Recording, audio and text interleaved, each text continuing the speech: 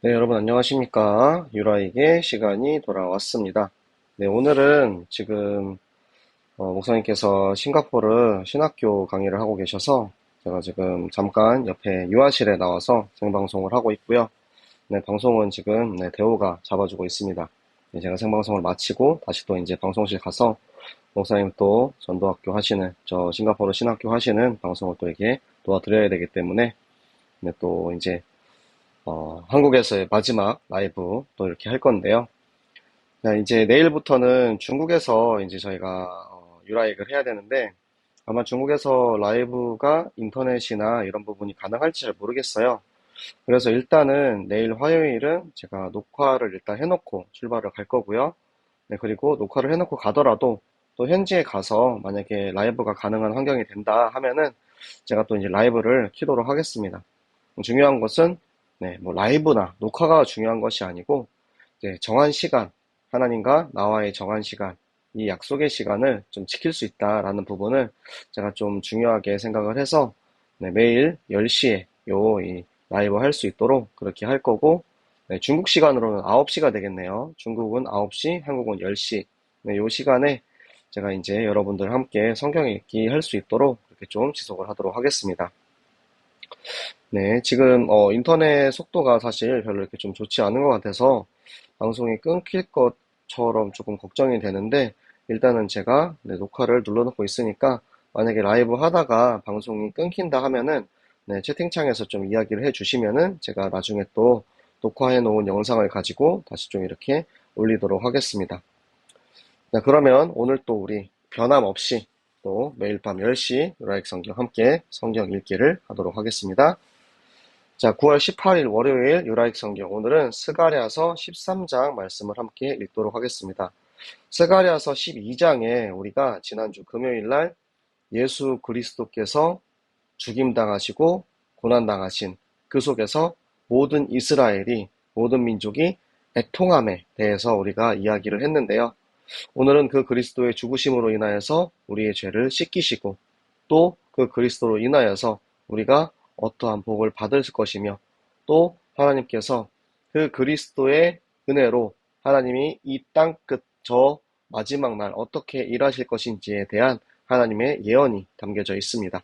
네, 우리 함께 성경을 읽으면서 보시도록 하겠습니다.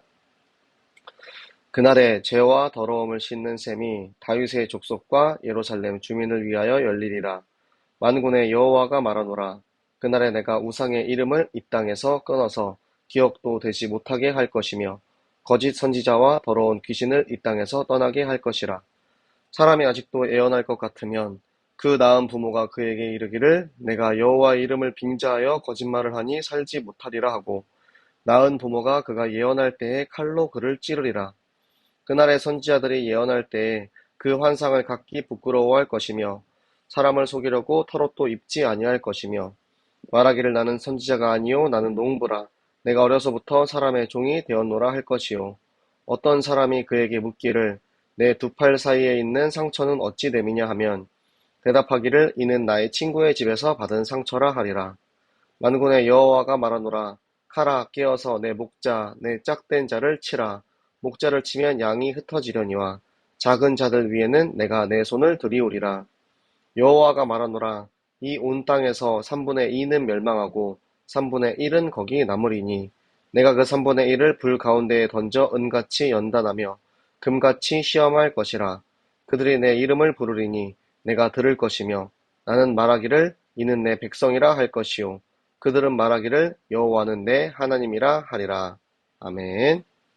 자, 스가랴서 13장 예수 그리스도의 죽으심으로 말미암아 그 십자가의 사랑 그곳에서 흘리신 피의 보혈의 대속의 은혜로 우리의 죄와 더러움을 씻는 셈이 이 땅에 임하게 됩니다. 그래서 모든 이스라엘 백성들을 하나님께서 깨끗이 씻어주시는 거예요. 지금 그 예수 그리스도께서 이 땅에 오신 그 후에 하나님께서 이제는 우상의 이름을 완전히 끊어서 기억도 되지 못하게 할 것이라. 이것을 우리는 진멸이라고 하죠. 이름은 곧 정체성을 의미합니다. 예를 들어서 최재민이라는 이름을 사용하지 못하게 되면 그 이름을 기억하지 못하게 되면 저라는 사람을 아무도 알 수 없게 되는 거죠. 뭐 어떻게 뭐 형용할 수 있습니까? 우리는 이 이름이라는 가장 중요한 정체성이 있습니다. 그런데 그 이름을 땅에서 끊어서 아무도 그 이름을 기억하지 못하게 하는 거예요. 그래서 그 우상 세력을 완전히 진멸하시는 하나님의 계획을 보여주시는 거죠.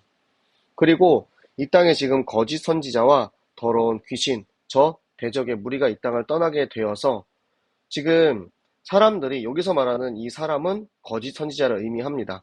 자, 거짓 선지자가 이제는 하나님의 것이 아닌 것으로 예언을 하면은 하나님이 그렇게 절대 그 예언을 성취하지 못하게 하는 거죠. 그리고 심지어 그 부모가 그에게 네가 지금 하나님의 이름으로 거짓말로 예언을 해? 그러면 너는 살 수 없어. 여호와의 이름을 망령되이 일컫는 죄를 저지은 이는 결국에는 그 죄의 대가로 죽음을 당하게 되는 것입니다. 그것이 하나님의 공의요. 그를 죽이는 이가 부모라는 것은 그만큼 이 율법이, 이 죄가 심각한 죄라는 거예요.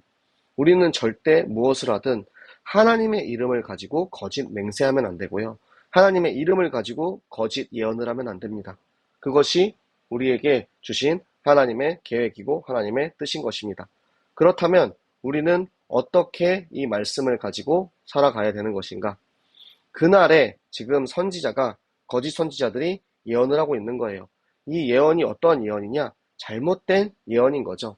그런데 그전에는 내가 환상을 보았다라고 거짓말을 하면 사람들이 속았어요.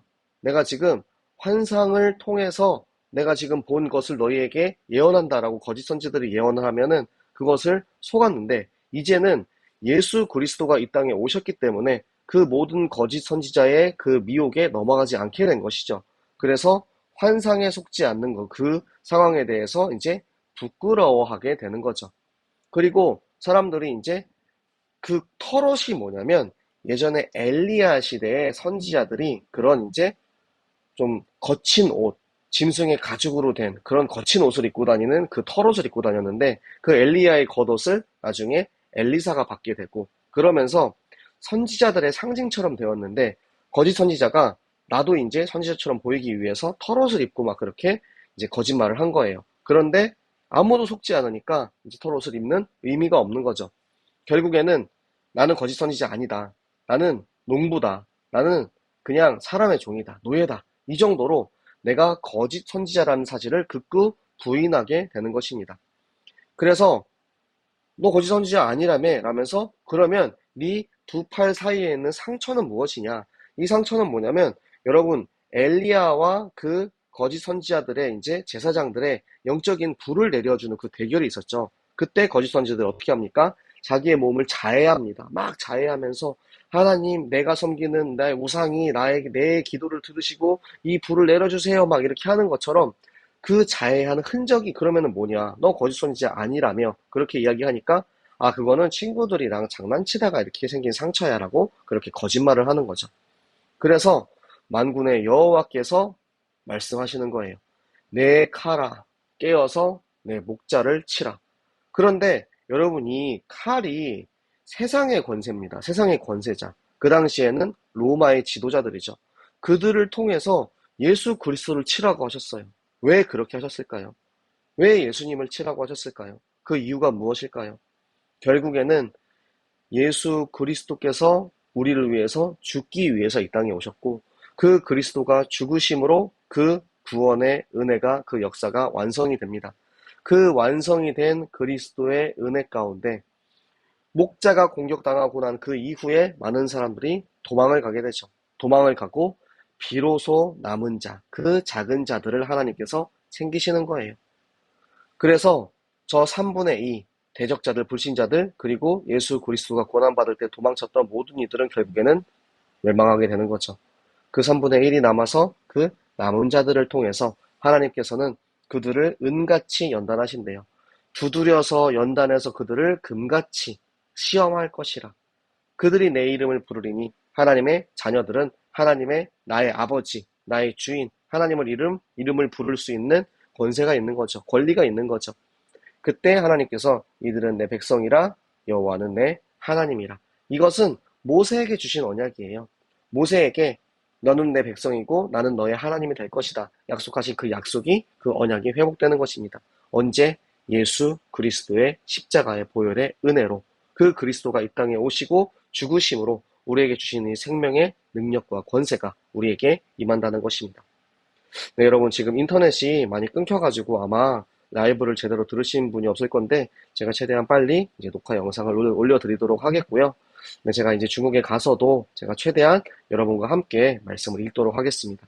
네, 오늘 성경 읽은 것처럼 제가 어디에 있든 무엇을 하든 예수 그리스도가 내 안에 있기 때문에, 여러분 안에 계시기 때문에 우리는 말씀으로 함께하는 동역자임을 잊지 마시고 항상 함께 기도하는 선교사, 보내는 선교사, 그 선교사의 응답을 누리시기를 예수 그리스도 이름으로 축복합니다.